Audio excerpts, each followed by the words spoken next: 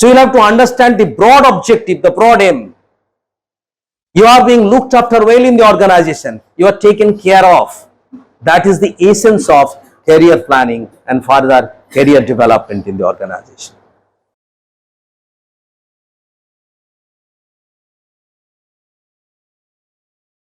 So there are 5 successive steps: identifying individual needs and aspirations, then analyzing career opportunities, identifying match and mismatch, formulating and implementing strategies, and reviewing the entire career plan as to what extent the career planning has been successful or it is actually serving our purpose. That must be reviewed over a period of time.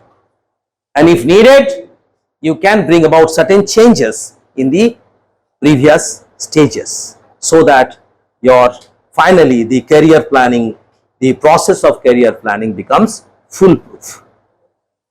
It is also necessary that in the very fast paced change, where there are a lot of changes in the technology, there are a lot of environmental changes, changes in the economy, changes in the legislation, so many changes are taking place at a very faster rate. Therefore, it is imperative that we also bring about the changes in the work structure, in the work, and make a proper redesigning of the work. If needed, then we can go for job enlargements. If all possible career hierarchies are not possible for an organization to provide to all these employees, then alternate career options can be given. And if the organization is devoid of such career options, even then the person may be counseled to take up certain other jobs according to his or her aspirations even outside. That services are to be facilitated by the organization. That is the basic objective of career planning. You can say that the organization is taking care of yourself. So a sense of belonging takes place. A sense of loyalty is inculcated. So you have to understand the broad objective, the broad aim. You are being looked after well in the organization. You are taken care of. That is the essence of career planning and further career development in the organization. Right? So it has its many advantages. There can be numerous advantages of career planning. Career planning increases productivity. Career planning motivates people. Career planning improves the morale. Career planning makes optimum utilization of the human resources in the organization. Career planning provides a match between or makes an alignment between the organizational objective and the individual objective. Okay. There are many advantages to career planning. But in spite of all these advantages, there are certain limitations also. Think about a situation wherein a company is a quite small one, a very small company, small sized company. You will find that the career opportunities are limited there. So career progression can be best experienced in big sized companies, not in small companies, right? So for a small company, there can be a limitation. Similarly, if you are making a career plan for a very long period, suppose government brings certain legislations with the objective that the plans to be implemented in 10 years or 20 years. Far too large the period is, wherein it becomes often difficult to have a proper career planning in place.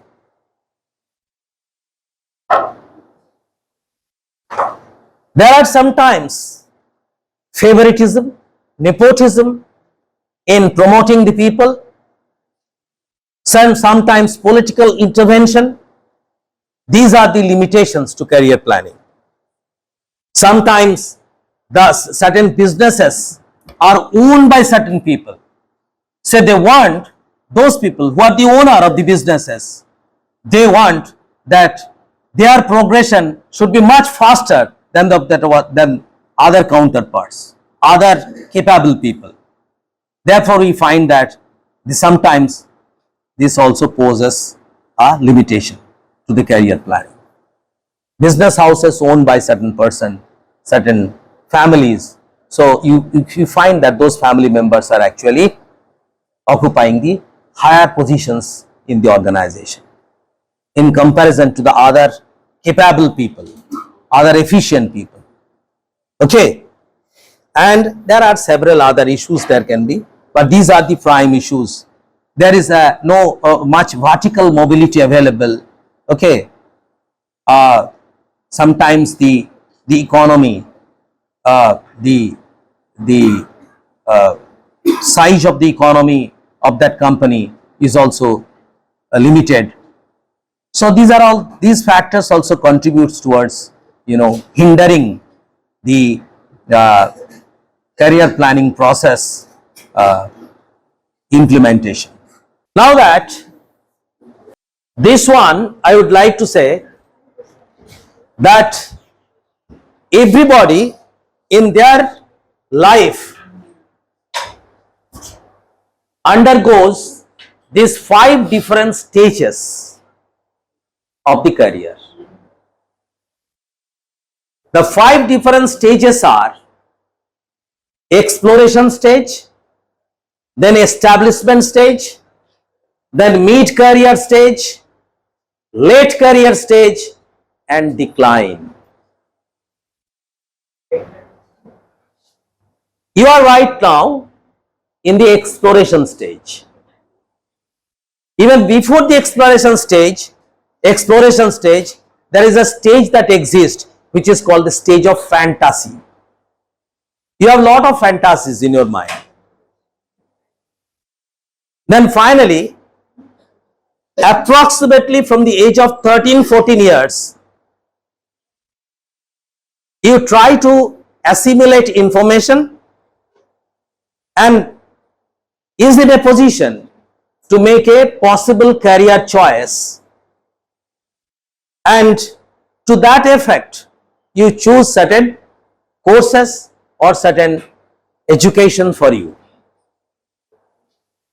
Accordingly, you have seen that you have gone for probably for humanities, commerce or science in the higher secondary, and thereafter you have gone into the graduation phase, and thereafter the post-graduation phase, and then finally you take up certain career. You have qualified yourself in a certain field and a certain area, and then you join certain industry or certain organization thereafter. So right up to the age of 25 years, almost, more or less, it is the exploration stage. Now the next stage is called the establishment stage. Here you join certain job, you try to accomplish the job to the best possible way, and in doing so, there can be certain mistakes also made by you, and here is the establishment stage. Thereafter you settle down and finally you move off in the career. In the establishment age, you gradually move off till the age of 35 years approximately. Right? After the 35, right up to 50 years of age, this stage is the mid-career stage. In the mid-career stage, we experience 2 opposite things, like one can move in the hierarchy by further development, holding higher positions, or even can face a mid-career crisis by going down. Others maintain a straight line. Hereafter, the late career starts between 50 to 60 years.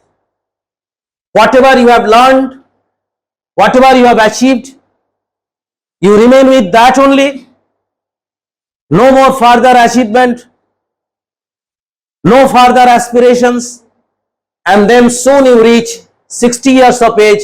From there right up to 70 years of age, your decline starts.